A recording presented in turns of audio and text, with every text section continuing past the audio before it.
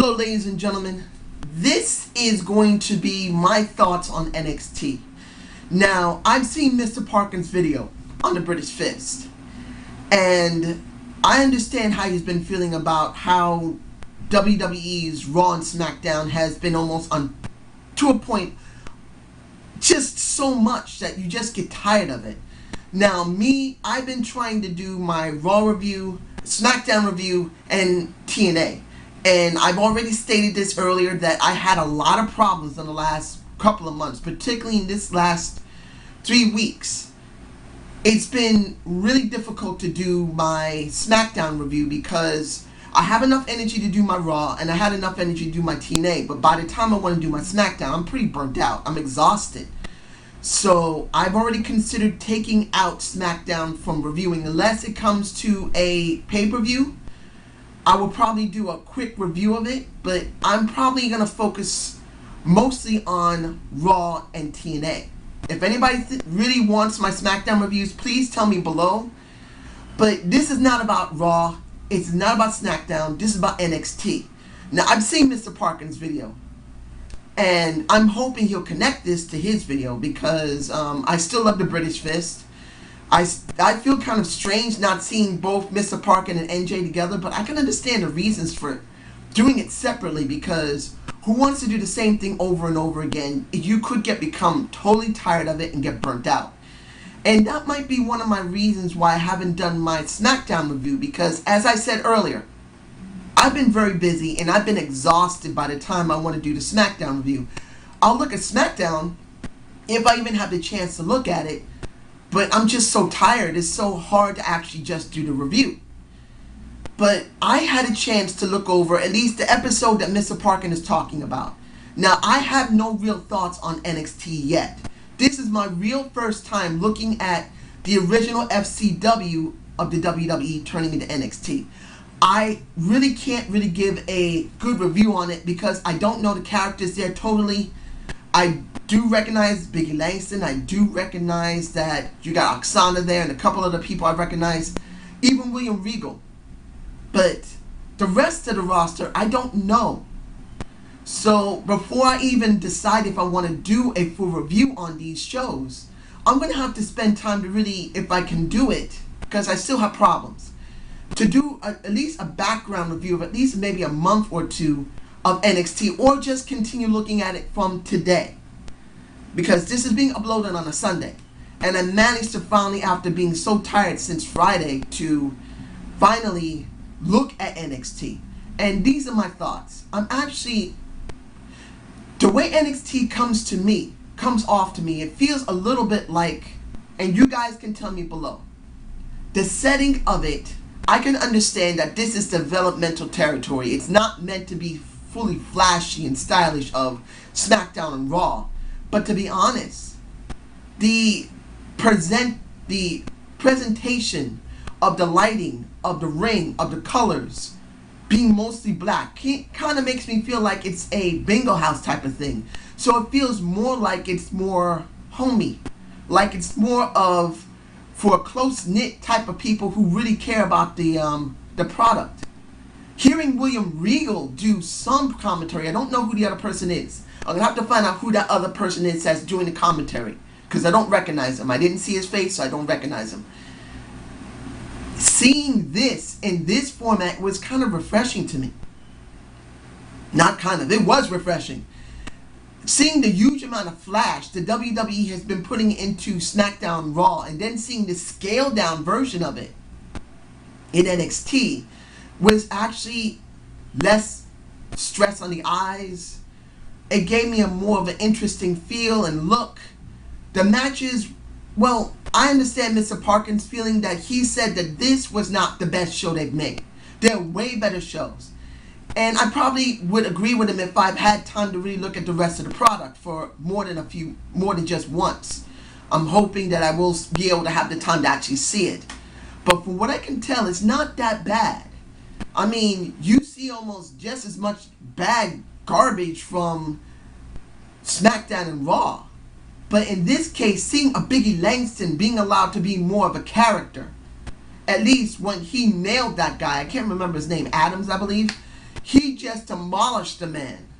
That was a nice thing to see him do. And then seeing the crowd, even though it was small, let's be honest, it was a small crowd. It doesn't really matter how big the crowd is. If the crowd has a lot of interest and intent to watch this, it's really different. This, even though it wasn't probably a great show, was more interesting than I've seen in a SmackDown review that I've done. And I'm not saying that what's been going on with Daniel Bryan hasn't been good, but since the lighting is different type of commentary, people I've never seen, people that I have seen that I hope they're given more interest, and after seeing Mr. Parkin talk about there being Alicia Fox, who you don't even see on Raw, SmackDown. If they start showing, if they show like more of a Naomi, who I am a fan of, if they show, you can tell me below if a Brodus Clay goes there most of the time, or if a Naomi goes there, people that I recognize on SmackDown. Hell, if a Damian Sandow is there some of the time, and I'm sure he goes to Superstars or Saturday Morning Slam or Wednesday Night Main Event, but if he goes to NXT, tell me below, because I don't know these people there. And seeing the Wyatt family at the end of the entire show wipe out everybody, and then with a couple other people there, it's not much different than you see in Raw or SmackDown, but since these are totally new characters to me, it's a very refreshing feeling. Now, I'm sure Mr. Parkin knows this way better than me, that probably the product out of 100% is maybe about 80% good. So I hope that with the time that I have that's available, I'll be trying to check into this. See if I want to start doing NXT reviews and really get a better perspective on the business. The one thing I wish to say is this, which I really believe the WWE is doing wrong. Now, you guys can tell me below, and you probably tell me, no, dude, it's not necessary. But for these people that you see, like a Biggie Langston, who just lost his title to a Bo Dallas, my question is this. You can't mention it on a SmackDown. Of course, you can't mention it on a Raw. That is the A show. You don't care. But you can't mention this on a SmackDown. I was thinking about the resurrection of ECW back in the late, like 2006, 2007, 2008. I can't remember how long it was on. I wasn't totally looking at the product of ECW at that time. But at least when they started combining all three brands and start putting them through either their own pay-per-views or one big one, I'm thinking you can't incorporate a little bit of NXT into your show, WWE. You can't put like a Biggie Langston over on a SmackDown, not Raw. I'm not saying anything about Raw. You're not going to do that on Raw. That's the A show where most of the big stars go. Not many big stars, to be honest, but most of them. You can't say that Biggie Langston once was the NXT World Champion. He just lost it 2 weeks ago. Now, I haven't seen this SmackDown because I got burnt out. I managed to see this NXT. When I get a chance, maybe this Monday, or if I can, because I got something to do today, maybe I might be able to see SmackDown. But I've never heard them even talk about him being the world champion over there. This is what I think they're doing wrong. When they had ECW, even though the crowds weren't that big, it was still an interest to hear how things are going ECW. CM Punk was over there. You had, look, Mark Henry, who is going to be very interesting when it comes to a John Cena. He was champion. And they managed to mention this on the main show when he destroyed a John Cena. I really believe they're missing out on something special here. I'm not saying them, I know that I don't know all the shows that are still on. If Superstars is still on, please tell me. As far as I know, it still is. I know Saturday Morning Slam and Wednesday Night Main Event is not publicized much. Usually Wednesday Night Main Event sometimes. Then they pretty much have stopped it when it first came out. But NXT should be promoted, at least on the B show. Well, most of the time, well, 90% of the time, it's taped. Unless the last 10% where they're going to talk about it being live. That's something they don't do often.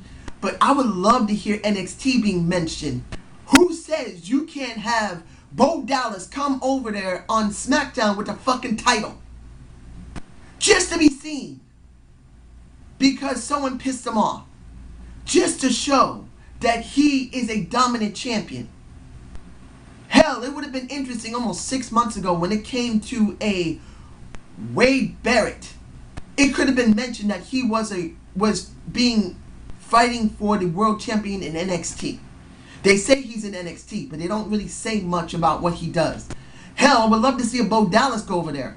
And I have an interest about Bo Dallas. Since he feels like an OH type of guy, I think the WWE noticed that, look, Daniel Bryan's doing, let's be honest, not that great, but people still cheer for him. CM Punk, who has way more charisma than a Daniel Bryan, he is definitely being cheered. So I'm thinking that the brass and back is saying, you know what, we realize something here. As much as we don't like small guys, really small guys, most of our crowd, either internet or some of the casual fans, do have interest in them. So let's push this guy to see how far we can go. Do I believe that's the wisest thing to do? I can't say until Bo Dallas goes onto the B show. But I can say this. At least, even though I see how Mr. Parkin is seeing this, that he doesn't really see why they're pushing him, I can say at least this. If they notice that with smaller guys, some of their fan base gets interested, of course you're going to push it. I'm sure Mr. Parkin understands that himself.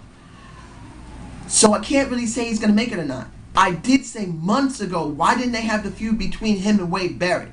At least then you could have seen if he had legs under him. But they never even pushed it. They just dropped it like a damn hot potato.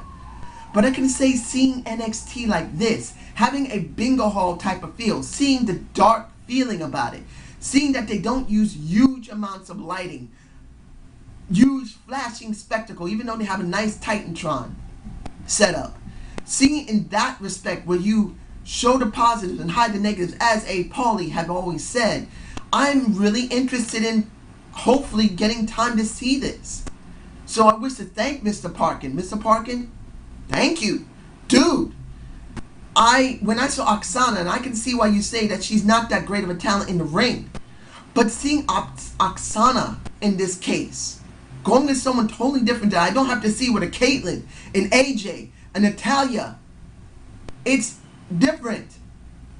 I'm really hoping a Naomi or a Cameron is shown there periodically. I want to see that. I know that Naomi was there at one point, but I'm hoping that you see maybe a Cameron there. I'm still a Naomi fan. I'm a diehard. I love the woman. I think she has great talent. I think she has great ability as a high flyer, as a female. But when you don't show on the main A and B shows, you don't know nothing. I mean, I've barely even seen her on, what? I've seen Wednesday Night Main Event maybe once or twice. I don't get time to look at all those shows. I get turned off. So if I see her back there, dude, I would love to see her there. So you guys tell me. So I hope you enjoyed this brief overview of NXT, my thoughts on it. Subscribe and comment to my channel, ladies and gentlemen. And I will continue looking at Mr. Parkin's NXT reviews, and I'm not sure if I really want to start doing SmackDown reviews. Like I said, I got a lot going on, and maybe I am kind of burnt out of SmackDown, even if it's doing well. Please tell me below if I should be doing it. So you have a good day and have a good night.